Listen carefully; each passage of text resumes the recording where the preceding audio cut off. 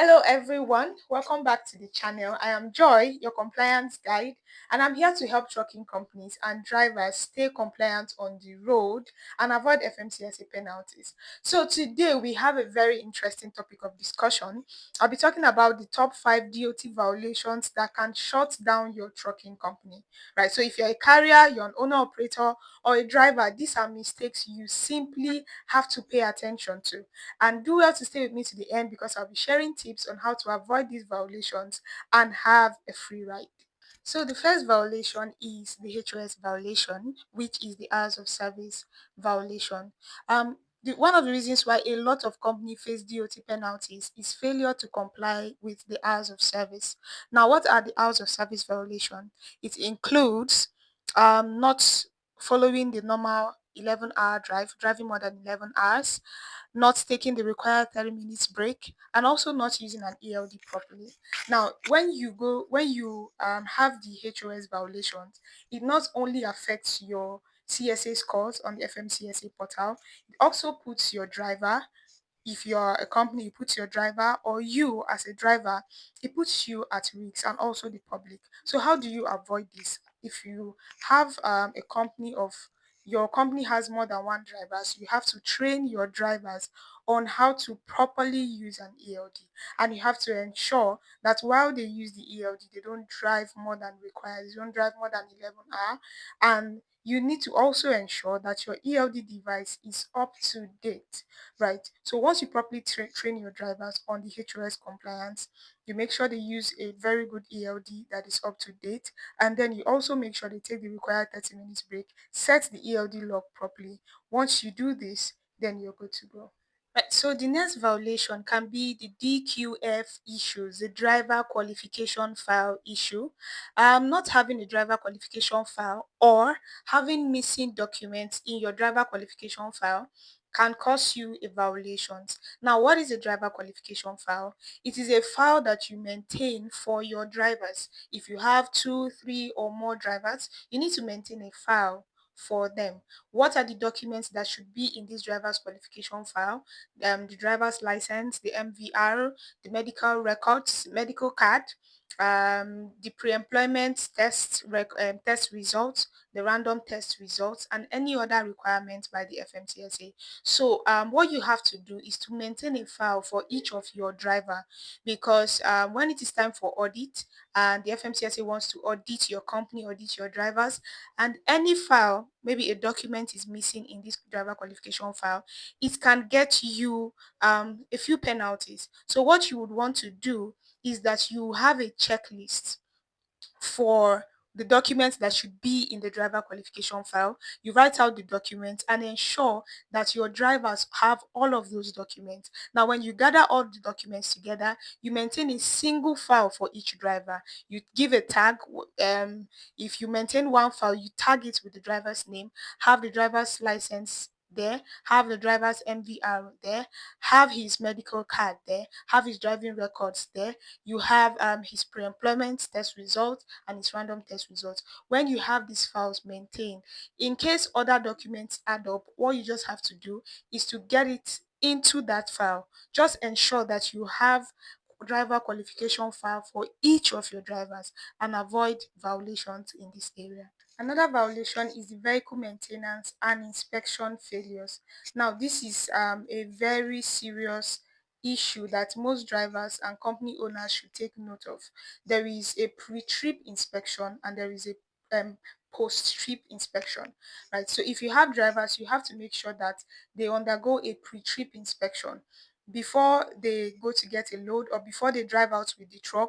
Ensure that an inspection is done on the truck. It could be an internal inspection, right? Have someone check out the truck, have someone check the brake, check the light, check every part of the truck, and then when they get back from a trip, you do a post-trip inspection to ensure that nothing has gone wrong in the truck. Now, when you fail to do this internal pre-trip or post-trip inspection, and then one of your drivers gets stopped on the road, and probably there is a fault noticed in the vehicle by the external inspector, maybe the brakes were bad, the lights, or anything in the truck was bad, it's going to affect your CSA scores. When you check the FMCSA portal, you can see your CSA score, you see your vehicle maintenance, you see your hours of service score. Now, the vehicle maintenance scores are always taken really, really seriously. So, what you would want to do is to have someone do an internal check. If you are an owner operator, you could do it yourself before you go. Inspect your truck, ensure your lights are working perfectly fine, ensure your brakes are working perfectly fine, ensure everything that has to do with the truck is working perfectly fine before you step out. Because it's a different thing for you not to have noticed a fault than you notice the fault but you still move out with the truck. So once you notice that your truck is faulty before you begin a trip, you have to ensure that that truck gets fixed. Because if you are pulled out in the road and an issue is noticed with your truck, it will get you violations. It will be reported immediately to your FMCSA score. So do well to check your truck before any trip and check your truck when you come back. This will save you a lot of stress. So, the next violation is drug and alcohol testing non-compliance. Now, this is very, very, very important. It is important that you get your company registered in the clearinghouse. It is important that you run the drug and alcohol testing program for your drivers. Now, violations happen when there are no pre-employment test record on a driver, there are no random test record on a driver, and also there are no tests reported in the clearinghouse for a driver. This cannot just only cause you a violation penalty. It can even go as far as shutting down your operation. Now, what you would want to do is this: have your company registered in the clearinghouse, open a clearinghouse account for your company.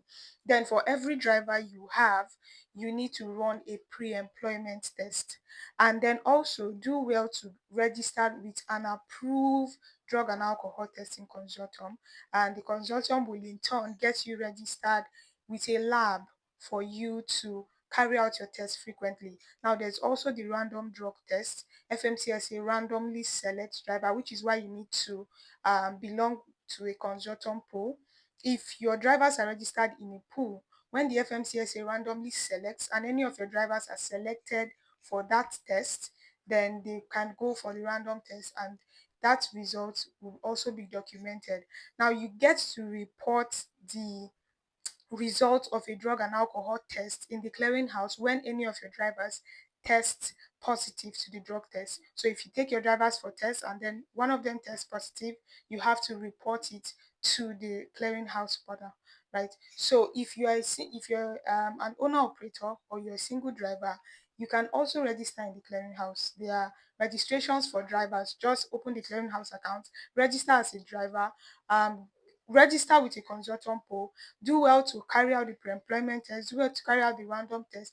Just ensure that you report appropriately in the clearinghouse. As long as you have this drug and alcohol tests sorted out, you will not be having a problem with DOT.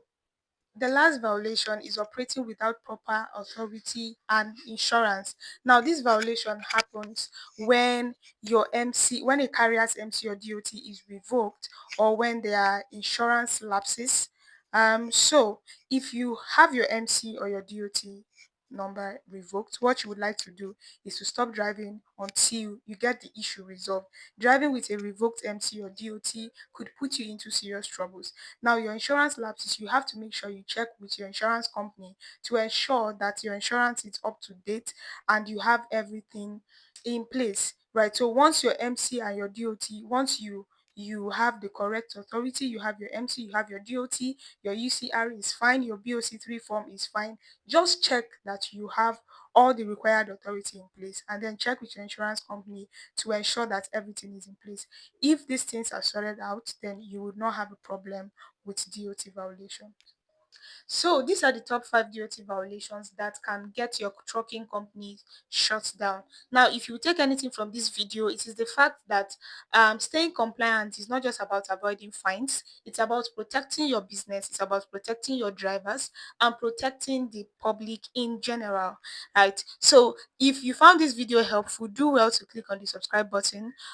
Subscribe to this YouTube channel because you're going to be getting more videos on how to stay FMCSA compliant, and also, if you be needing compliance service, you need people to help you monitor your CSA scores. You need people to help you take care of all of that. In case you're a driver, you don't have all the time, you're an owner operator.